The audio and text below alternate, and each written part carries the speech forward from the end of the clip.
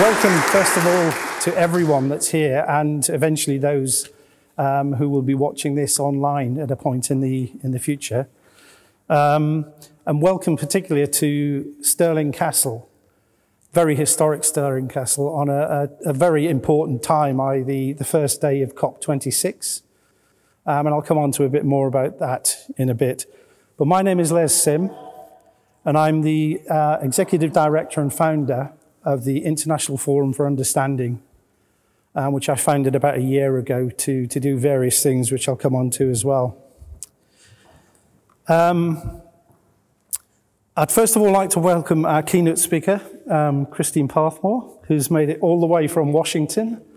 The first trip for a couple of years, I think, Christine, is fair to say. And she is the director of the Strategic Council on Strategic Risks. Okay. I'd also like to welcome Heather Wokush, who's the development director and of iFound, and my right and left-hand person, who will be running the panel discussion following. So we'll have the keynote speak by Christine first. No questions at the end of that, because we'll have a quick changeover, and you're welcome to grab some water or have a little bit of a walk. And then following that, Heather will run the panel.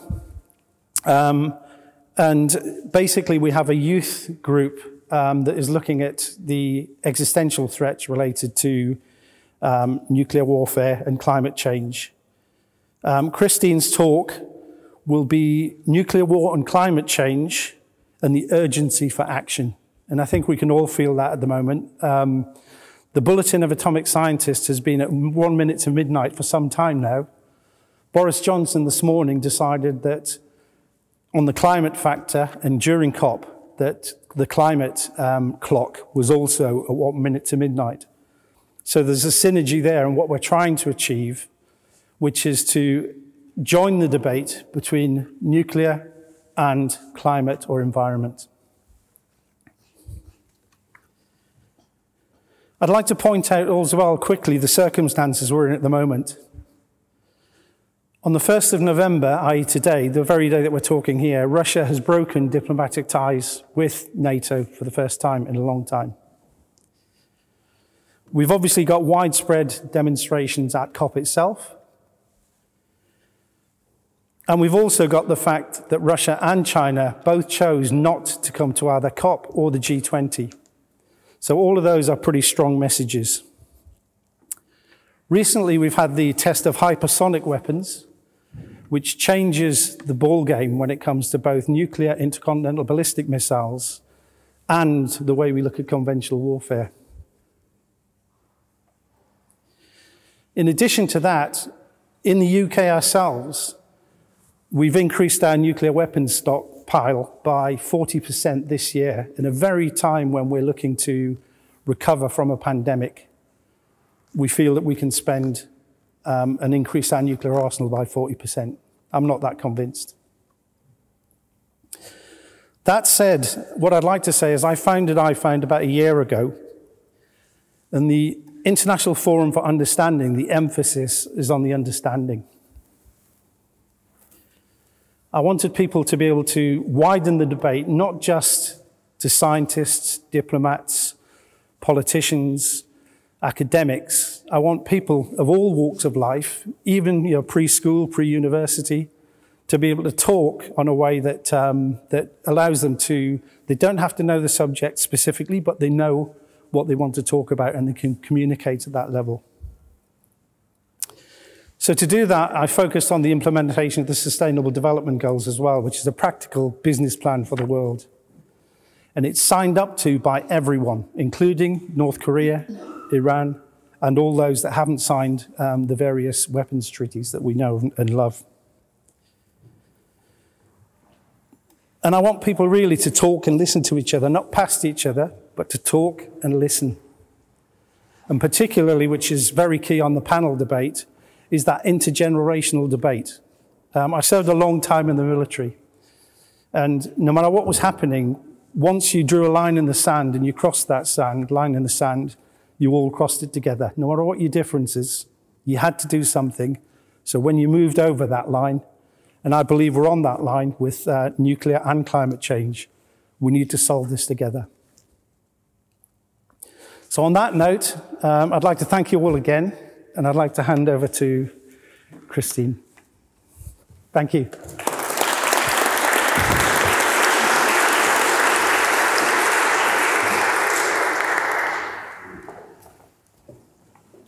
Thank you so much for that kind introduction. Thank you to the International Forum for understanding, for holding this event, and for exploring the subject that Les just introduced with us today. It's quite an honor to be here. I'd also like to send a thanks to my colleagues at the Council on Strategic Risks, who I believe are really at the forefront of understanding these issues and trying to find new ways to address them. And thank you to everyone for joining us here today in this incredible setting. Today, I will speak to you about two of the gravest risks to humanity, nuclear war and climate change, and how these threats are intertwined in countless ways. And while we now see regularly that climate change effects, including influencing weather patterns and disrupting agricultural production, among other things, it's far too seldom that we consider that such effects could stem from the use of nuclear weapons as well. To begin, everyone who's here for COP, traveling during a terrible pandemic, is likely committed to addressing the ongoing climate crisis. Numerous effects of climate change are reshaping the world right before our eyes. Extreme droughts, deep freezes, severe storms, melting glaciers, rising seas inundating coasts, and much more. These events are devastating humanity in countless ways, such as leaving populations without sufficient food and water, forcing people to move, at times at great risk, to raising tensions among nations. Though the effects of climate change are taking many shapes, the regular occurrence of record-setting heat and fires in many parts of the world are sending an especially clear signal, one that's impossible to ignore. Each year, new record levels of heat strike different countries across the entire world, from the Middle East, all across Asia, Europe, and the Americas. In 2019, India endured its worst heat wave ever on record. Canada reached its highest temperature ever this year. And this July was the hottest month ever recorded. This heat alone is becoming severe enough that some scientists now warn that parts of the world in future decades may not even be habitable year-round to human life, including across South Asia, the Middle East, and other parts of the world.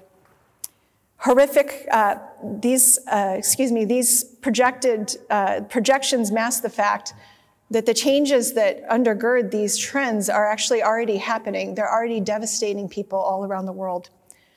Horrific wildfires as well in Australia that began in 2019 killed an estimated 3 billion animals. The western part of the United States is still reeling from record wildfires this year, on top of record-setting wildfires each of the past 2 years. In August, Russia was contending with more than 190 wildfires across Siberia that sent smoke billowing across the North Pole.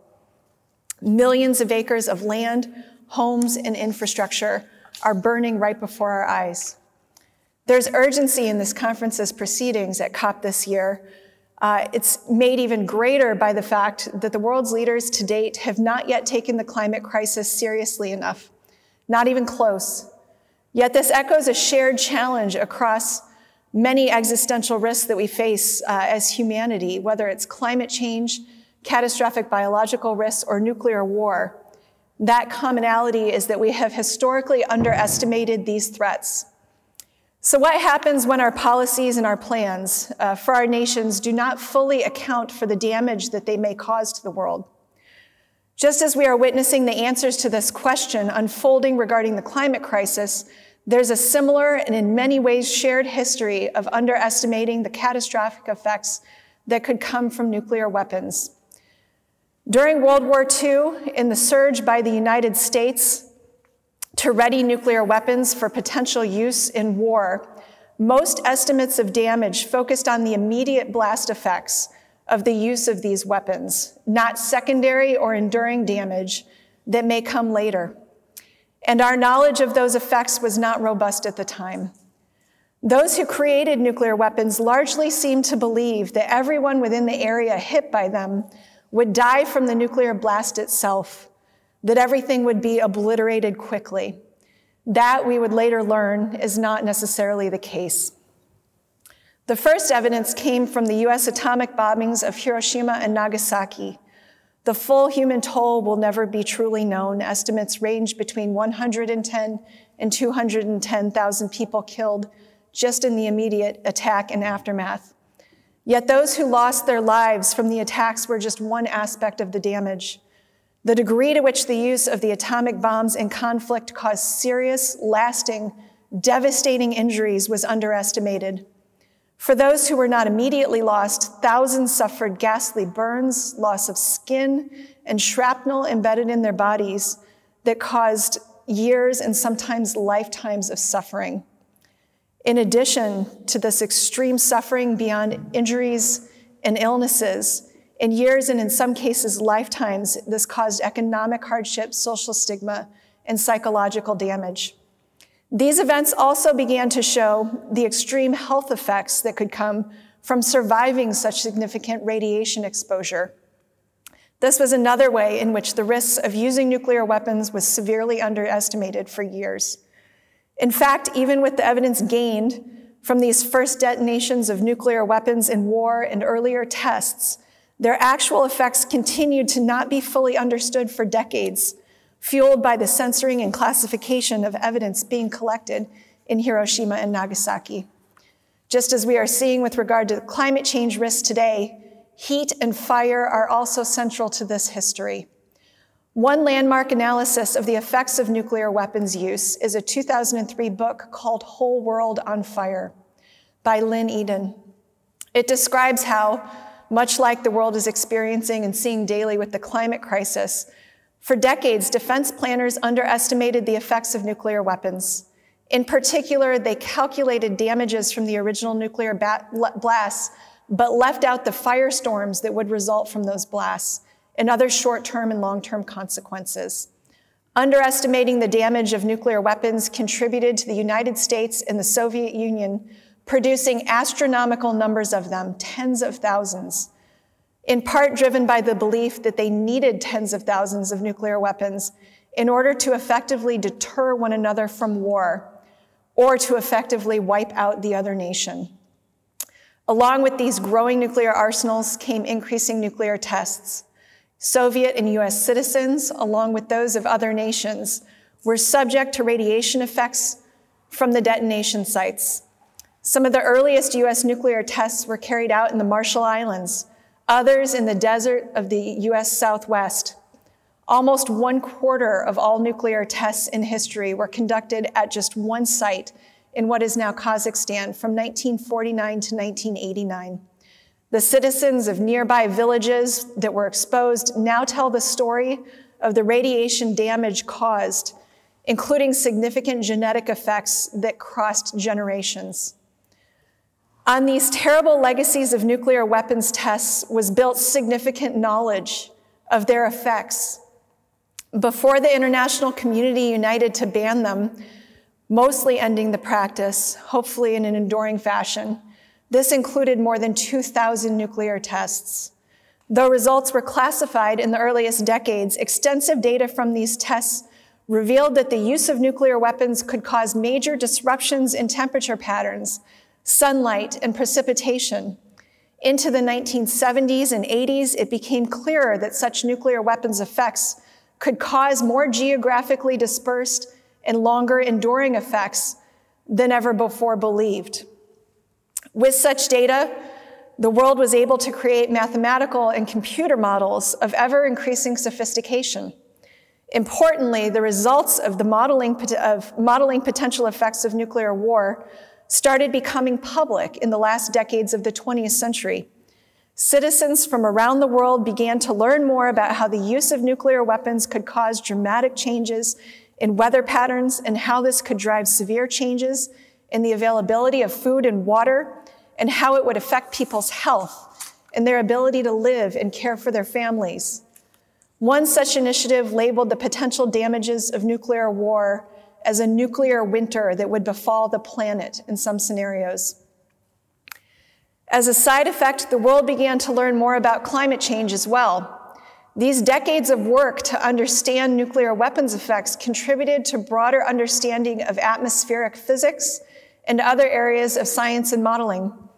Such advances contributed to the early warnings by scientists that the world was warming in the alarming ways that we now see manifesting every day.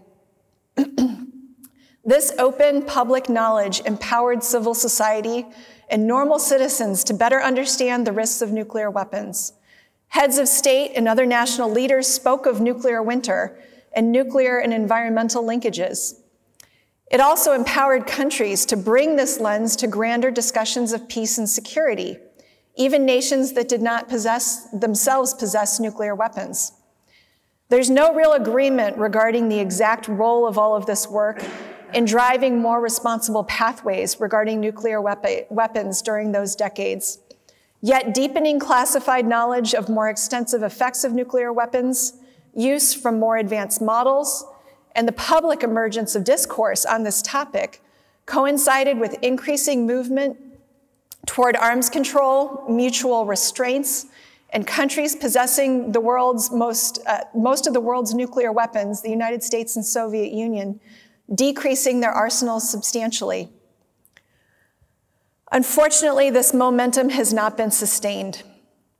In the earliest decades of this century, we have begun moving back in the wrong direction.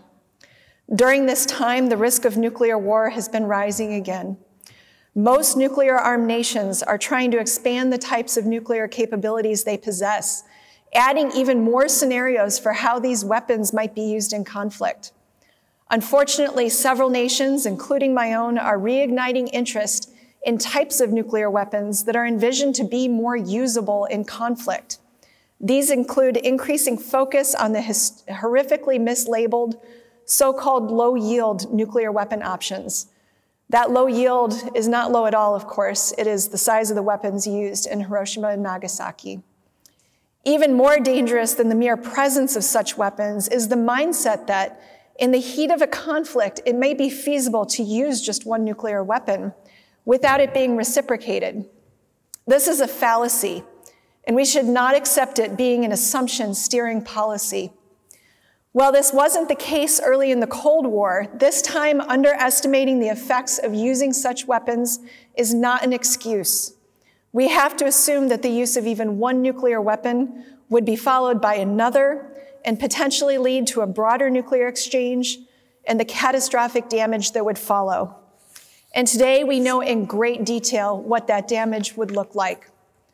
A study from 2014, which used different models and incorporated new knowledge of ocean and sea ice dynamics, focused on an exchange between India and Pakistan, in which each detonates 50 nuclear weapons of 15 kilotons each.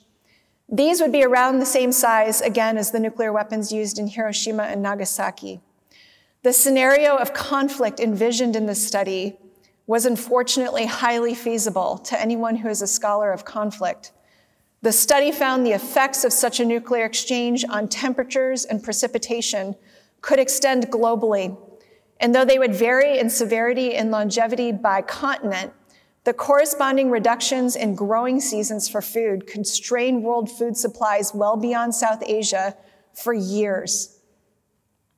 Similarly, the author of the book Whole World on Fire projected the effects of the use of just one nuclear weapon, detonated about 1,500 feet above Washington, D.C., envisioning the use of a 300 kiloton weapon. As she described the damage, and I quote, "The blast wave in the winds would crush many structures and tear them apart. Within minutes of a detonation, fire would be everywhere. This fire would cover a ground area of tens of square miles and begin to heat enormous volumes of air that would rise up while cool air from the periphery of the fire was pulled in to replace it. Within tens of minutes after detonation, this pumping action from the rising hot air would generate superheated ground winds of hurricane force in the fire zone, further intensifying the fire. Virtually no one who was in this area would survive. The effects," she wrote, would, quote, transform the targeted area into a huge hurricane of fire. If the intersection of nuclear weapons use and climate change is rooted in work to understand how our atmosphere and our world might be altered by both, today we have an even more daunting task. We have to consider how these threats might actually manifest together. Some effects of climate change are reigniting attention to past nuclear weapons damages. The Marshall Islands are a central case. At one atoll where the United States conducted nuclear weapons tests, a concrete dome that was designed to encase debris contaminated by these tests is now being inundated by the rising seas. We don't even have to model this damage. It's been measured recently. We have drone footage recording it occurring. We also have a deeper understanding than ever about how the effects of climate change are contributing to instability, fragility, and geopolitical changes, including for nations that possess nuclear weapons.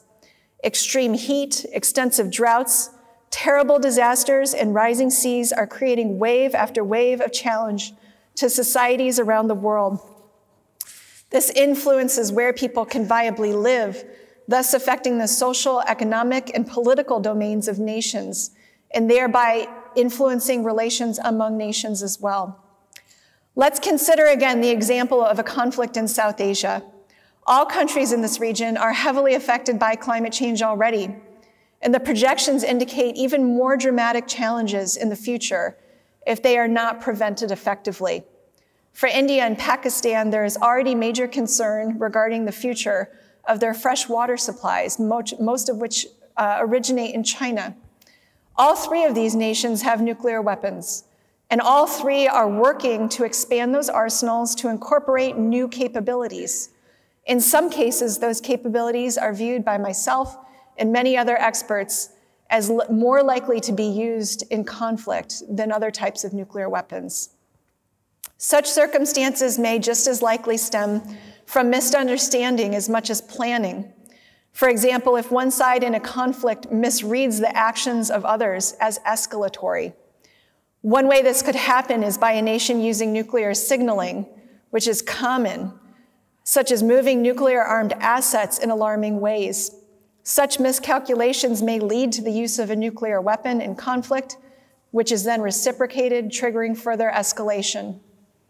We know that in addition to the immediate death and destruction, such a nuclear conflict also risks significant damage to agricultural production through contamination and disruption in weather patterns. Now combine this with a scenario in which such conflict occurs when extreme weather exacerbated by climate change has already spent decades devastating the world's food supplies. How many more millions of people could starve? How many millions of people will try to move in order to save themselves and their families? And how many communities could descend into instability or internal conflict if pressure is not relieved in any other way? This is the reality of the world that we're living in today, in which several catastrophic risks to humanity are occurring simultaneously, and they are not isolated from one another in time or space. I do not paint this picture to seem overwhelming, but simply to recognize the scale of the threats we all face and the urgency for mitigating them. As grim as this may sound, there's significant hope. Otherwise, I'm sure none of us would be here today working on these issues. In fact, we have more capabilities than ever before to address these grave risks to humanity, if we can summon the will to do so. It is perhaps not surprising that one of the greatest awakenings regarding the risks of climate change has come from young citizens of the world. We should have gotten our act together earlier regarding this threat. Instead, we drove children to carry out strikes from their school days to push for change. We owe it to them to act with urgency, including at this conference, but certainly not ending with the pledges made in the coming weeks. We have greater knowledge than ever before about the types of damages that climate change is already creating and the extreme risks facing the world if bold action is further delayed.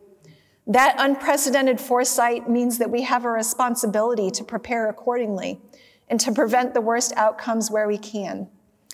As I've sought to demonstrate, we also have significant knowledge regarding the catastrophic risks of nuclear war. We have the histories of the destruction and humanitarian impacts of the nuclear bombings of Hiroshima and Nagasaki and of later nuclear weapons tests. We have further evidence of potential effects from the same kinds of advanced modeling that can tell us the range of effects of climate change that climate change is likely to bring.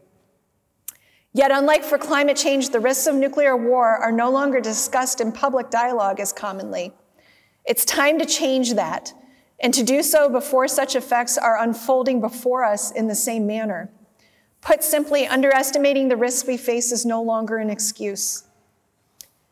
I'm surrounded here by great thinkers and scientists of the early nuclear age, many of whom were also involved in our earliest understandings of global warming and climate change occurring.